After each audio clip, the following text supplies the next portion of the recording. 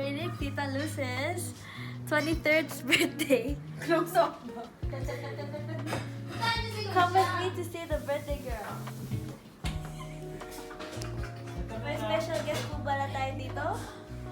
Si... Anak ni Babalu. So, right now we are with the birthday girl.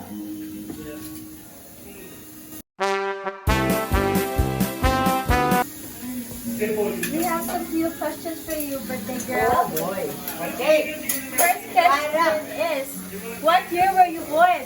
Oh my God. Okay, next question. It's a secret. Secret that's never untold. Yeah, it's unknown. It will ever remain unknown. Okay, first question is, what did you learn from the previous year? Oh, I learned from the previous year that I was a year younger then. There you go. You guys can't hear me properly, but right now we can see Tita Luz in her natural habitat. So, we're gonna ask everybody today what they what we're gonna ask everybody today the qualities that Tita Luz have that they are thankful for. I'll start first. I'm thankful for all the good food that she cooks. Example given. Ngayon lang tayo walang siomay. Bagoong, Pinagungan. pansit, balbakwa, adobo manok, Another babakwa. and another balbakwa. Okay, this is my father. This is my father. Hi! What qualities does Tita Lu have? Chismis! And Chismis tsaka drinking buddy. Masarap ka kwentuhan. now we have my beautiful mother. Oh, shit. Beautiful talaga. Of course. My question for you is, what qualities does Tita Lu have that you like? Oh, yeah. Marami. She's a good cooker. Magaling magluto. She's really, ano pa ba? Mabait. Friendly. Maraming tawag dito? Chismis! Maraming chismis lagi. Chika!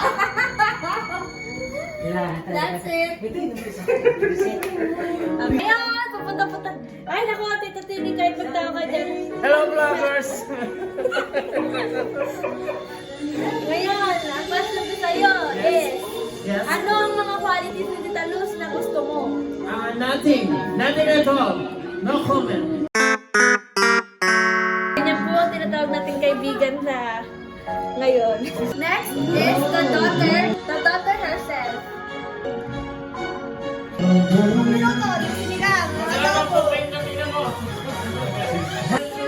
Patience, di ba? Yung pasensya ni Mama. Pasensya daw ni Tita Luz sa pasensya. Makulit kang bata, no? Siyempre. Siyempre, anak ako ni Jeff. Siyempre, anak siya ni Jeff. Now, let's go to the kids.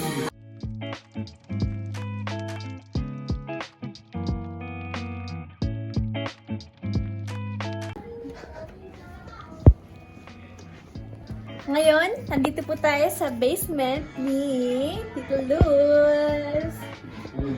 Okay, we're gonna ask our two kids. Okay, Francis first, or Kuya first.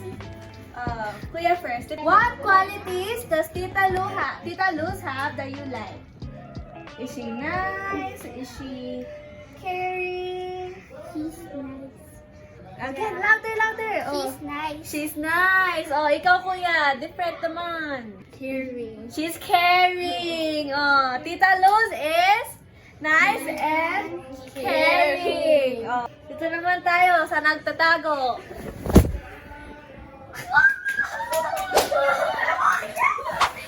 Yan. Oh. What qualities does Tita Luz have that you like?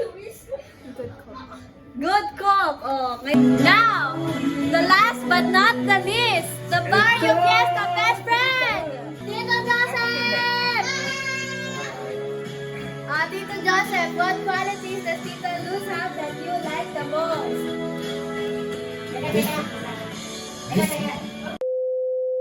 Mabait yan. Hindi mo nakitang nagalit. Discreet.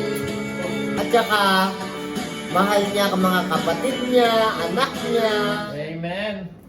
at saka nanay niya. Sir. Inaalagaan niya lagi. At saka kami, pinapakain lagi. Naaalala kami lagi. Mabait na kaibigan si Luz. Happy birthday! Okay, everyone, now that we got everybody's answer, the top answers are si Tita Luz ay good cook, mabait, good cook, at ang pambansang marites! Now for our birthday girl. Birthday girl, ano naman yung masasabi mo? Gusto ko magpasalamat for my hair and makeup, my outfit,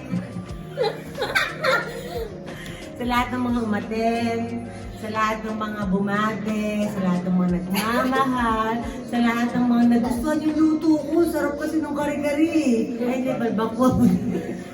Balbakwa pala po talaga. Salamat sa inyo lahat. Mga kaibigan ko, sa mga pamilya ko. Kaibigan na naging pamilya. Thank you.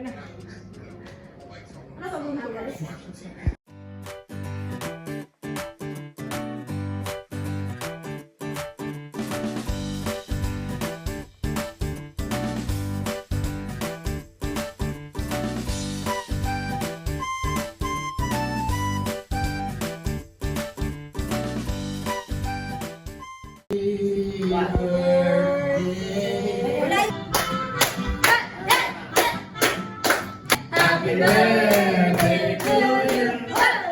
Happy birthday to you.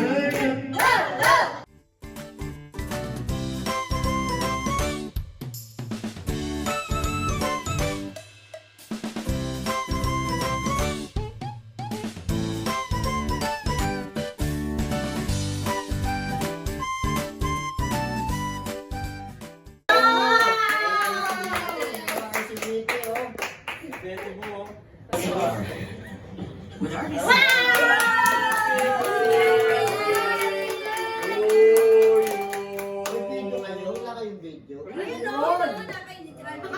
Para na may memory ka. Memories. Light up. Yeah, but probably. Okay, one,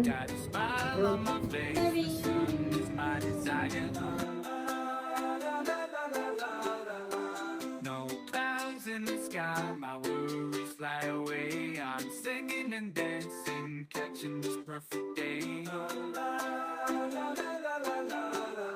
I got sunshine.